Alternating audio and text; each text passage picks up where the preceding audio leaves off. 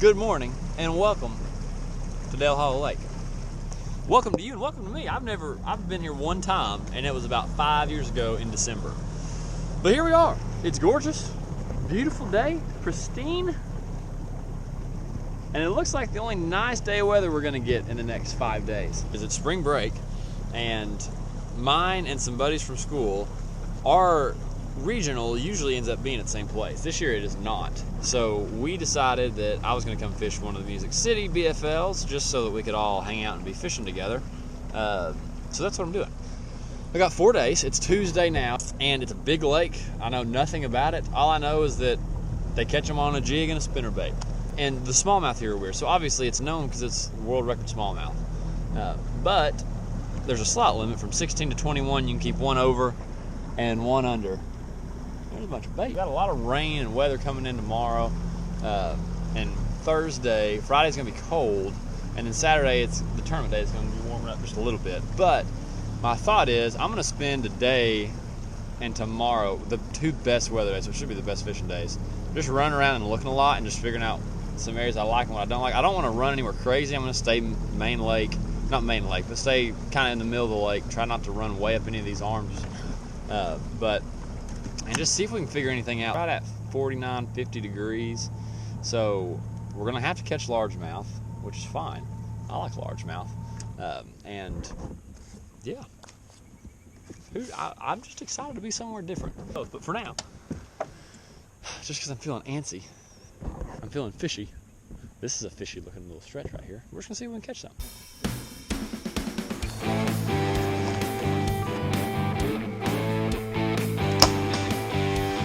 That's a whale.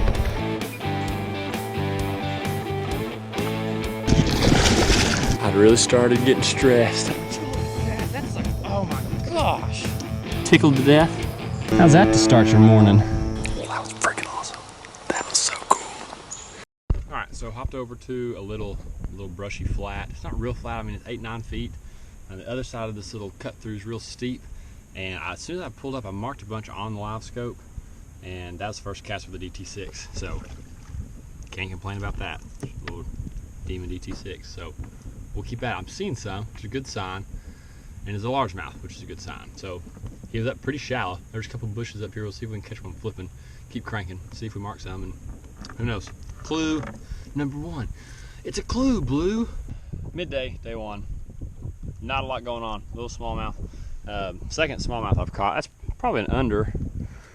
Not that we should be worrying about catching unders, but I've come to the back of a kind of a big flat pocket, and I'm fishing the deep side. I'm trying to figure out how to catch largemouth, and I don't know if I'm overthinking it or if I'm thinking too much. I guess that would be the same thing. But this is what I'm thinking: is on Saturday, tournament day, it's going to be post front, it's going to be cold, it's going to be like freezing in the morning, literally freezing, 32, 33 in the morning. I feel like the place where I caught that first fish was just a big flat, had some bushes and some wood up on it, and I just caught it up there cranking.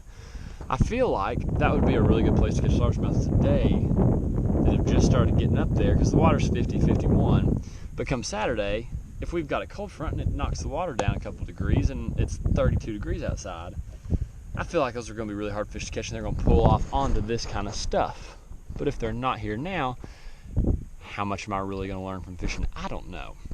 But I'm trying to do a little bit of both and just see where some fish are. I've only caught the one largemouth, which is what I need to be trying to catch. And I thought coming in the back of this creek and fishing the last little bit of this deeper stretch, I might be able to catch some on a jig or a swim bait or something. And I had a whole little school of, I guess, the smallmouth follow mag draft. I saw it on the live scope, and then first cast with a swim bait, got one to bite, and then watched that one eat it on the Panoptix. So that was pretty cool. I actually don't know if what I have is considered Panoptix or live scope or both. I don't know, it doesn't matter. About 2/3 of our time fishing and 1/3 of the time looking, but it all looks the same. I mean, it's one of those deep, clear highland lakes, I guess you'd call it. And it all looks the same, and I've got a lot to learn about a lot of different places, but catching largemouth on places like this is one of them. So, no time like the present. We'll keep looking, keep scouting, keep sniffing around. So this is the kind of stuff that I really think if I could find them on it somewhere, that it would hold up. Is that this kind of just real good looking rock that drops off. It's the last stretch of it in this pocket where they can go and spawn to. It's warming up today. It's gonna be warm tomorrow. The water's 51.5 back here. And even if they're wanting to be shallower and they get up there today or they get up there tomorrow, this, like the first little steeper contour, is what I think that front's gonna pull them back to. So it's almost like I'm trying to catch them here, knowing they're gonna leave today or tomorrow, but then they're gonna slide right back coming Friday and Saturday, which might be really dumb, and it may not work at all. But I did, for what it's worth. As soon as I stood up, I watched a fish swim out of the top of this tree. So who knows? If you're curious, gives you an idea of what I'm thinking I need to look for. There's a body.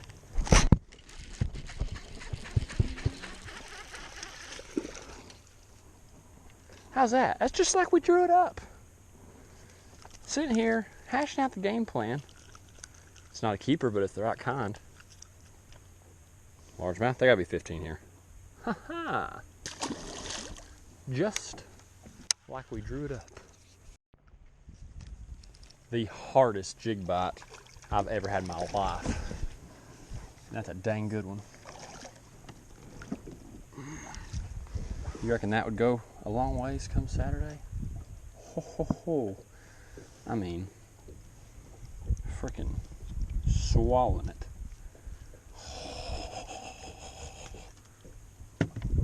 Dang gum, that's a pretty fish. I mean, and I just let him have for just a second, and I picked up on it, and it felt like a freight train. I bet he's 4. That's a gorgeous, gorgeous fish. Well, my battery's dead. I just put new ones in there a week ago. Thank you, Mr. Fish. Go tell your friends how well I treat you.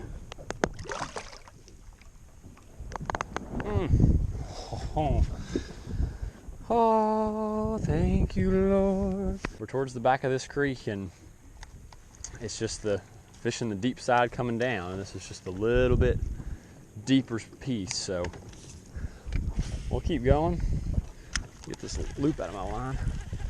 Keep going, see if we can do that again. See if we can do that again. Oh! Okay, that's good. That's actually a good thing. A largemouth, a 3-pounder.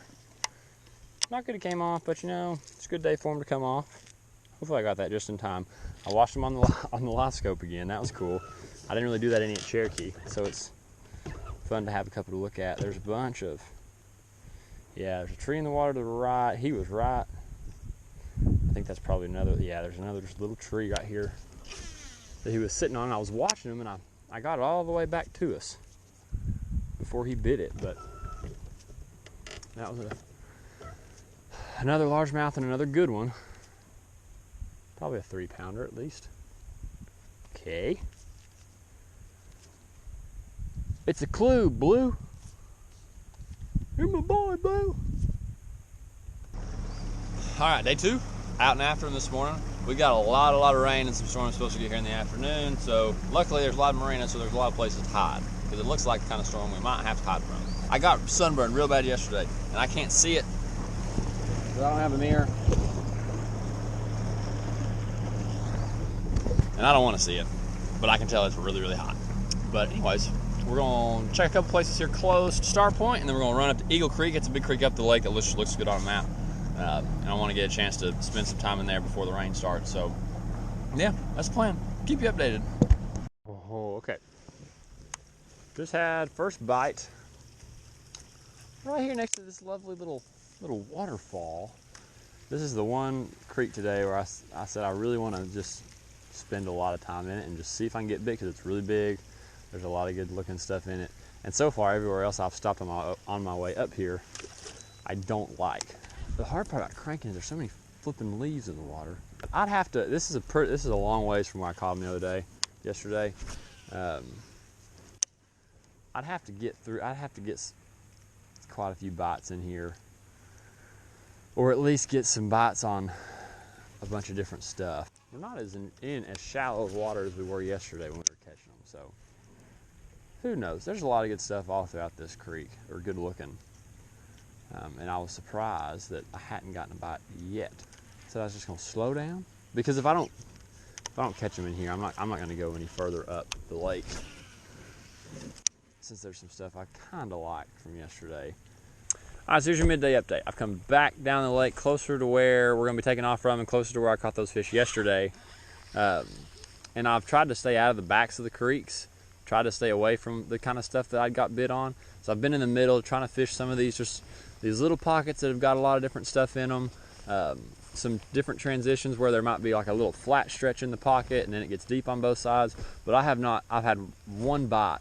I know that as far as looking at the map, there's some stuff in Sulphur Creek that looks like what I was catching them on, and there's some stuff in whatever the big creek is down below, kind of low, I don't know what it's called, Mitchell something, I have no idea. But there's some stuff down there, and I also have to get a Kentucky license before I go to Sulphur Creek. I'm trying to catch them doing other stuff, because I haven't, even yesterday when I was getting some bites, I wasn't getting a ton of bites back there. I was seeing quite a few fish, and maybe could have got more if I slowed down, but I'm trying to do everything else.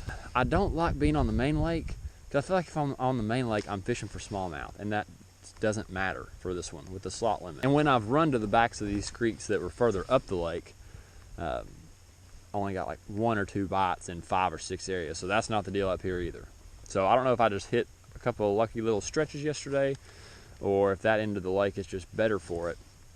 But I don't know. We'll see.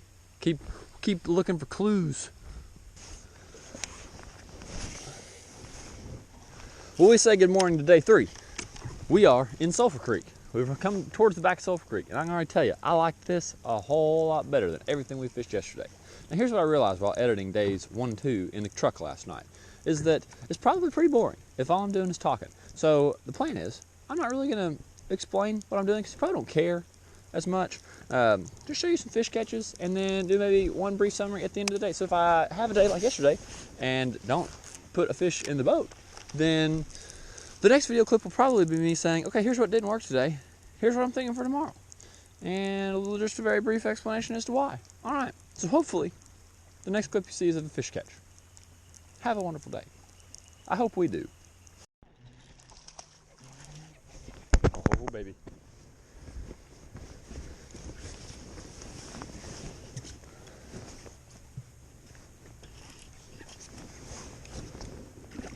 Holy crap. Dude, that might be a 5-pounder. Oh my gosh. He's laying right exactly where he's supposed to be. He's right up against that tree. Oh, dude. Oh, dude. I was so surprised I hadn't caught one back here yet. I'm gonna say he's 4.5. That's a dandy. Oh, that's a dandy.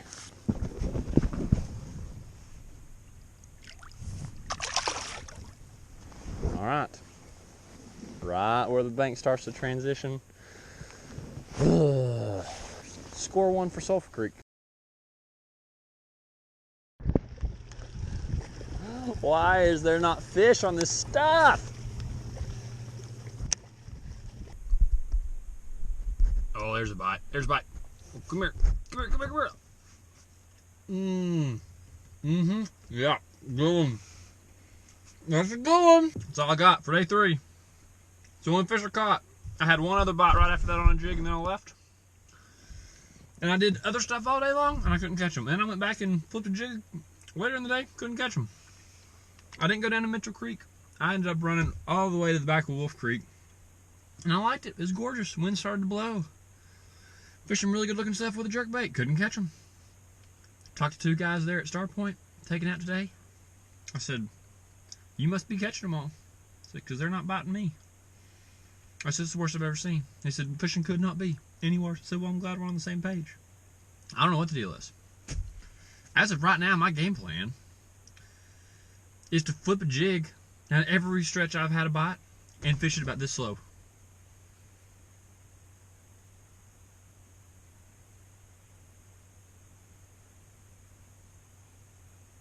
And hope I get 5 bites. Gonna get down in the 30s tonight.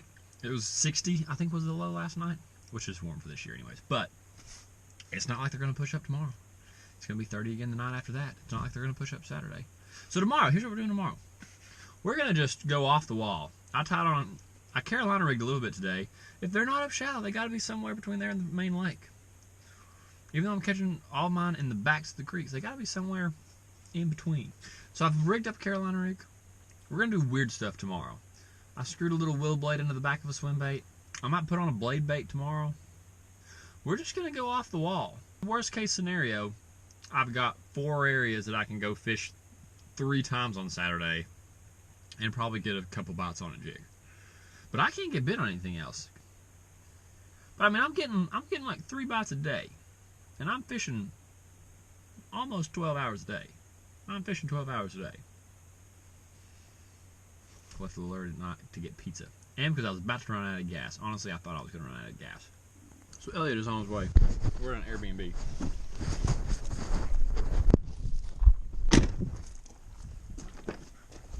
Last 2 nights, nothing exciting. I was just sleeping back here in the back of the truck. But this is actually kind of exciting. Cool anyways. I haven't been inside yet. Pretty. Dale Hollow over there. Cool little cabin. 6168 Oak Hill Drive. I don't know if it's an Airbnb or what.